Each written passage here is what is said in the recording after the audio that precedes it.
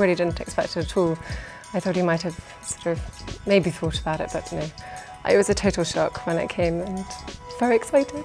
Yes, Kate Middleton is the first princess to be given the title of Princess of Wales since the tragic passing of former Princess of Wales Diana Frances Spencer. I'm your host Michaela, let's jump right in. Socialite and royal family member Kate Middleton very quickly became an inspiring figure for many young women. Despite her shining in the spotlight from her relationship with her husband, Kate has since proven that she is just as newsworthy as the rest of her royal by marriage family. Aside from her social climb through her duchess position, Kate has mostly worked for social causes and was an avid participator in various military events. Kate even has associations with charitable organizations such as the Art Room, Action on Addiction, and East Anglia's Children's Hospice. Her face has been the brand of several style magazines and columns that have praised Kate frequently for her wicked sense of fashion. She has been considered one of the world's best dressed people by the media heavily. However, there was a time when Kate did not appreciate the media making comments about her. In her earlier days of being courted by Prince William, she grew a dislike for the media due to them invading her privacy. But this did not stop Kate from accompanying William on tours and events in line with her official royal duties. The couple shares 2 kids and have since given the royal family equal additions to their heir. How do you feel about Kate becoming the newest Princess of Wales? Let me know in the comments below. Born Catherine Elizabeth Middleton at the time of her birth on January 9, 1982, Kate was conceived by her flight attendant parents Carol and Michael Middleton. Her education started in Berkshire at St. Andrews University, and then she moved on to study at Marlborough to pursue a higher level of education. She graduated with her MA degree from the institution in 2005. Her main focal subject at university was arts history. November 2006 saw Kate joining the British clothing retail chain Jigsaw, where she proceeded to work with the luxury company for a year. Once her wedding passed in 2011, Kate started attending social events. One in particular was the 600th anniversary celebration held for the University of St. Andrews. During that same year, Kate graced the royal tour of Canada with her presence, paid a visit to UNICEF's Supply Division Center in Denmark in 2011, and held her own in the St. Patrick's Day military event in 2012. The intention behind the UNICEF function was to find the best way to help underprivileged children in Africa. For St. Patrick's, Kate assisted with the distributing process of traditional shamrocks to the Ireland Guards. In 2012, Kate and William were chosen as London Summer Olympic ambassadors. Kate has since gained the reputation of being an ultra icon in fashion and was even once voted most promising newcomer by the Daily Telegraph. People magazine also named the Duchess as one of their best dressed people on 2 separate occasions. While enrolled at St. Andrews back in 2001, Kate met William, who was also completing his scholarly studies at the institution at the time. According to sources, Kate and her husband were courted as early as mid-2003. As for her relationship with William, Kate was provided with special security in 2006 by the Royalty Protection Branch, ensuring her safety 24 hours around the clock. At the time of William's residence at the Sandhurst Royal Military Academy in 2006, Kate was facing cases of privacy invasion by paparazzi who tailed her everywhere on a quest to source all information regarding her then alleged relationship with the prince. In that same year, she was a witness to William's participation in the RMA's passing out parade alongside the other cadets. A very agitated Kate had to find a lawyer to take legal action against the media, and with the support of her team of lawyers and the royal family backing her up, leading outlets like The Sun, The Times, and The Guardian all stopped publishing Kate in their coverages. Still, in the midst of her media exploitation, Kate was once caught on camera by a source from Rex Features agency while she was watching a tennis match her friend Serena Williams was playing.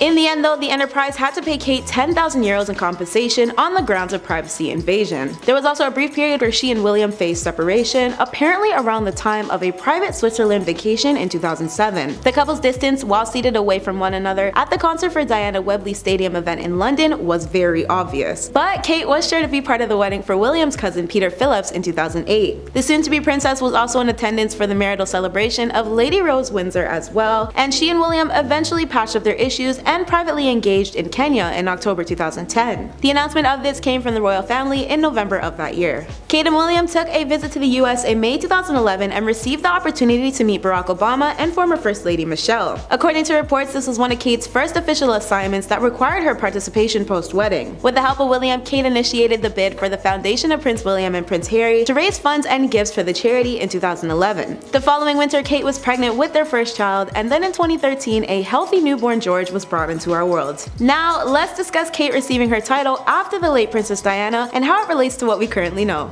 In the newest timeline for the UK, Prince William is officially the Prince of Wales, and so naturally, his wife received a major title upgrade of her own. Her new position in the royal family is Princess of Wales, once belonging to Prince Diana herself. However, this does not mean William has given up his Duke of Cambridge title. Instead, he now doubles as a Duke and a Prince. Same for Kate, as she is a Princess and Duchess of Cambridge and Cornwall. Only a few hours after the public announcement of the Queen's passing, the couple had updated their social media pages to reflect their recent titles. For their children, the Prince and Princess should not experience much change as of yet. In the far future though, Princess Charlotte may very well become a Princess Royal, as this title is typically granted to the monarch's eldest daughter. So long as Anne, her great aunt, is no longer alive to run the kingdom at that time, Charlotte will take over. And then eventually, as William ascends his place on the throne, he has the option to make Charlotte Princess Royal. With William eventually becoming a monarch, George will also take his place as Prince of Wales, and so forth. If you're wondering when these official positions were announced, Charles addressed this in his first formal pre-recorded statement from Buckingham Palace as the man on top. Quote, "Today I am proud to create him Prince of Wales, the country whose title I have been so greatly privileged to bear during so much of my life and duty. With Catherine beside him, our new Prince and Princess of Wales will continue to inspire and lead our national conversations, helping to bring the marginal to the center ground where vital help can be given." According to a royal source, Kate and William are currently focusing on deepening the trust and respect that the people of Wales carry with time as their new princess and prince, humbly and modestly. They hope for this approach to continue to show their appreciation for the history associated with the rules, but still desire to forge their own paths. However, their given titles weren't actually hereditary. Charles adopted the name for William and Kate, as the official website stated that the title becomes merged in the crown and is renewed only at the sovereign's pleasure. As for some history on the original title bearers of the Prince and Princess of Wales, the Queen named then 9-year-old Charles the Prince in July 1958, and Charles was the 21st person to obtain the royal position. Diana adopted the title of Princess when they wed on July 29, 1981. However, as many people know today, the pair divorced on August 28, 1996. Still, Diana was able to hold on to her title of Princess of Wales until her car incident death in Paris on August 31, 1997. Fast forwarding to April 29, 2011, Kate spoke about her admiration for Diana during an ITV News interview regarding their engagement in 2010. Quote, "I would love to have met her, and she's obviously an inspirational woman to look up to." More recently, Charles stepped forward to address the royal family's loss through their previous monarch, where he referred to Elizabeth as a cherished sovereign and a much-loved mother. He continued by saying, "I know her loss will be deeply felt throughout the country, the realms, and the Commonwealth, and by countless people around the world. During this period of mourning and change, my family and I will be comforted and sustained by our knowledge of the respect and deep affection in which the Queen was so widely held." Conclusively, with the former Queen no longer in the position to rule the kingdom, it is without a doubt that Kate will someday be honored with the title of Queen, as her ascension will most likely occur when William becomes king. However, she won't be a queen in the same sense, but rather a queen consort, as she was not born into royalty but married into it. And this is typically the title many royal wives by marriage have taken in the past, exactly as Camilla did with her title. Kate and William's first outing under their new titles was via their tribute viewing outside of Sandringham's residence, where they spoke with well-wishers congregated outside. That's in today's WATN. Thanks for watching, friends!